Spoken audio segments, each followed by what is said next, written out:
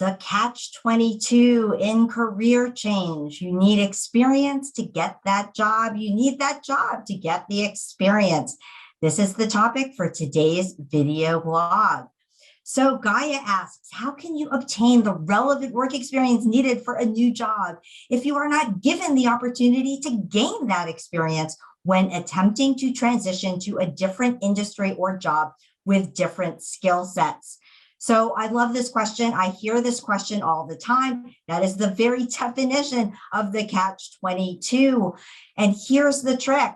Yeah, you're right, Gaia. They're not going to just give it to you. You're going to have to take it. What do I mean by that? Well, experience with the new industry or the new job, the new role is not only begotten by a permanent full-time job in that specific role or industry. There are different ways you can get experience, and I'm going to talk about essentially 3 of the key ways you can demonstrate that experience that don't involve getting a job in that new area. So the first is pro bono experience, and that just means experience for which you are unpaid. So you can do a consulting project in the new industry or role. You can volunteer in a way that's going to demonstrate that.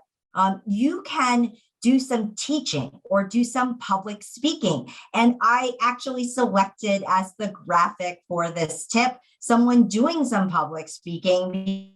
I think this is really something that's overlooked, that developing your thought leadership, really curating your knowledge in the new area that you are trying to enter is a great way of saying to recruiters, to employers, to decision makers and influencers who can get you into that new industry, new role, or both that you're trying to break into. It's a great way of showcasing your talents and what you know and your ability to jump in and say, you know, I can lead here. I have something to say. And so none of what I had just said, so the volunteering, the consulting, the public speaking, the teaching, none of that requires that a recruiter or an employer hire you for a permanent full-time job. It just requires that you hustle to get those first projects. And at the end of the day, isn't that what you're telling employers? You're telling them, yes, I can absolutely do this. And so by getting the consulting, the volunteering, the public speaking, the teaching, you are just doing it. You are not making promises. You are just going ahead and doing it for yourself.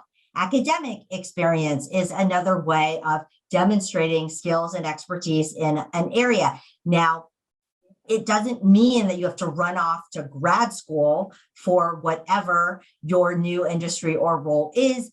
You don't even necessarily need a certification, but coursework, taking a class, a series of classes, getting a certification, potentially getting an advanced degree, potentially, are all ways of showcasing what it is that you know. And in the academic environment, you can get hands-on experience through group projects, through research assignments, either in a class or working with a professor. There might be opportunities to work in and around campus, many times, certainly for, let's say, a graduate business degree or related graduate, business certifications. There are consulting projects that are done as part of the curriculum. And so an academic environment is a good place to get the skills and the expertise that you are going to need in that new career change. And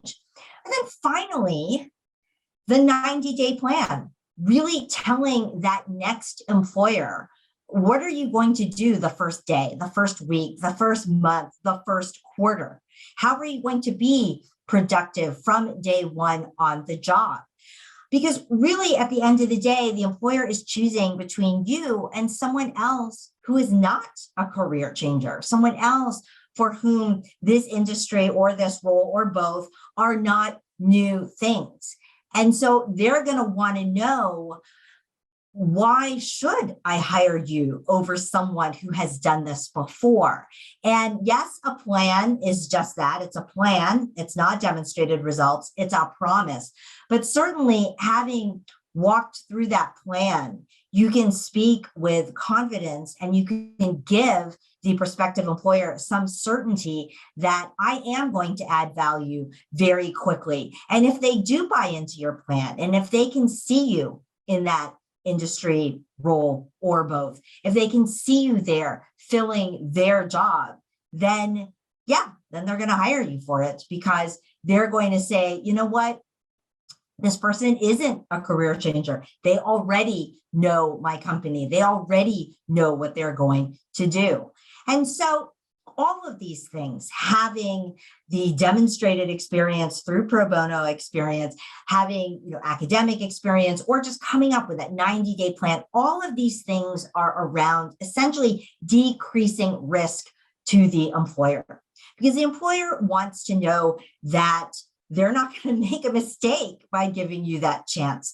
Hiring is expensive. It's expensive in terms of the time and the energy that the employer takes to weed through candidates and figure out who it is that they want to hire. It's expensive in terms of if they have to pay an agency, an outside agency to find the person, or even if they're doing it internally, it's expensive in terms of the recruiter or all of the other people that are dedicating their time to this hire as opposed to doing something else.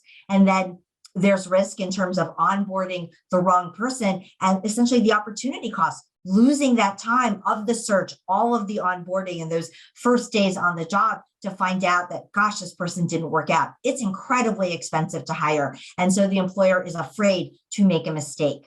And as a career changer, you're seen as a higher risk because you don't have that track record. And so everything that you do needs to be about decreasing that risk to the employer.